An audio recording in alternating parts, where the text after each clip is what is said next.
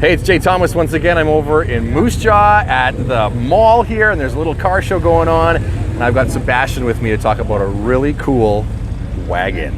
Sebastian, what are we standing in front of? All right, well, it's a 1985 Toyota Cressida. It's a wagon which you don't see too often. Like, is it a North American car? It is, yeah, left-hand drive. Yeah. So it's a weird model. Like, I'd say it's built off the US market, but we did get a couple in Canada. Now, Cressida was like a really top end for Toyota at the time, right? Yeah, they were kind of trying to compete against some high-end market stuff at that point, right? Absolutely, Jay. You nailed it. This probably would have been before the Lexus time, and it would have been, you know, competing with the BMW and Audi of that time. Well, you can tell from, like, you know, stuff like we've got little headlight washers down here, right? A little bit dirty, but... Well, I mean, so what? There's some bugs, but that's still pretty cool. Not doing their job, but... But I mean, that wasn't a common thing, right? Well, yeah. So, I'll be honest with you, it does stand out. You're not wrong. You're not wrong. Okay, so you've done a whole bunch of stuff to this, though, right? You're not wrong. Yeah, absolutely. She's sitting pretty low. It certainly is. It's on airbags. Oh, awesome. Yeah, so we have a little bit of adjustability. So right now you're at the bottom? Yeah, we're zeroed out. We got no air in the system, but I usually bring it up to around, I don't know, I think we did an alignment the other day at 80 PSI. So okay, cool. It gets up. It's not the best for Moose Jaw roads, but we make it work. So, like, I've come to Moose Jaw and realized, yeah, Moose Jaw roads are... Yeah, no doubt. It's like... a little rough. In a situation like this, it's mandatory that you have a skid plate, otherwise you're...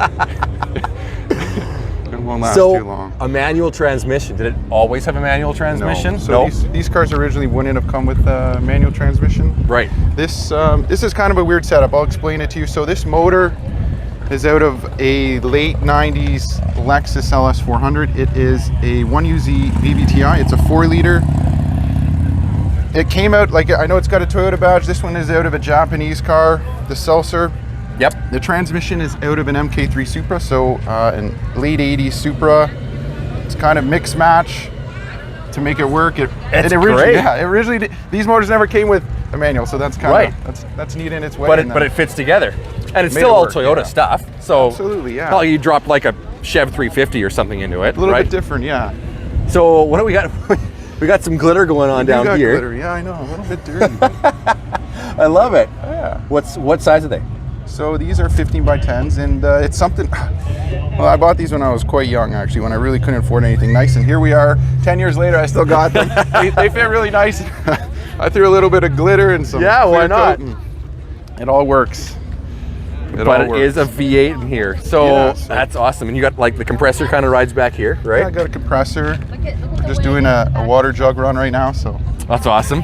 Look, I mean, if you haven't noticed yet watching this video, we've got 2 rear wiper blades, which is kind of, that was the thing they did on the Camry wagon that they had kind of into the 90s, right? Like, it was sort of a weird thing Toyota did with that. It's a nice feature. You nailed it. People like to comment on, like, oh, dual rear wipers. I like it. It's cool. I mean, the interior's in really nice shape. That's awesome. You know, for its time, it's very 80s era. I love it though. Still got a little bit of class. Do you have like working air conditioning? You know what? Actually, believe it or not, the other day we filled up the system so it holds. There's no leaks, and now I just got to work out the wiring side of it, and hopefully that's the end goal. Yeah? Air conditioning, yeah, that's the end goal. That's cool. Reality. I know. Like now it's like, oh, it's a wagon, it'd be great for the family, but it doesn't have AC. You know what I mean? So. But maybe it will. There. We're almost there. Maybe it will have AC right away. We will. That is... Got to make it practical in some way. It's like, oh, I got to build a car, but now as I'm getting older, something comfortable, something with AC, and something still cool, right?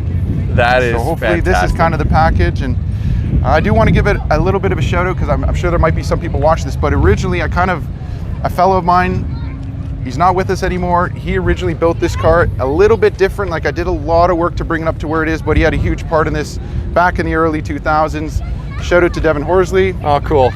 Right on. Rest in peace. That's great, though.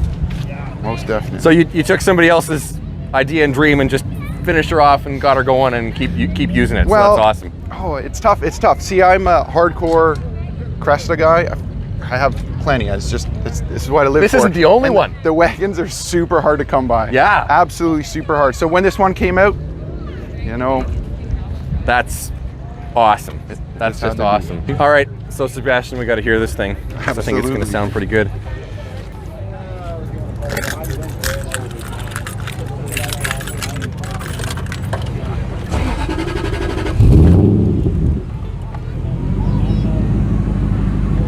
Awesome.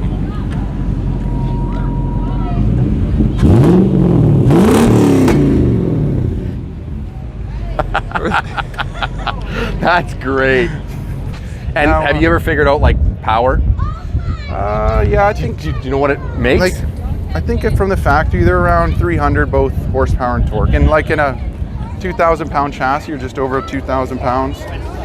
It's plenty. So what you're saying, and it's front wheel drive or rear wheel drive? It's rear wheel drive. It's rear wheel drive. Yeah, it's rear wheel drive. So what you're saying is that there should, like, there's not a lot of tread left on these. Like, you must be able to. Yeah, unfortunately, I get carried away a little bit, and I noticed the other day we threw it up on the hoist and it's delaminating. So obviously been pushing it a little bit, but that's all fun, right? You gotta you gotta have a little bit of showmanship, you know. Oh, sure. Be a little bit of showmanship. Well, thank you for sharing this with us. It's a cool car, and I mean, you must have a blast with it. So we do. Thank you very much for this. Yeah. Nice meeting you, Jay. Awesome, awesome.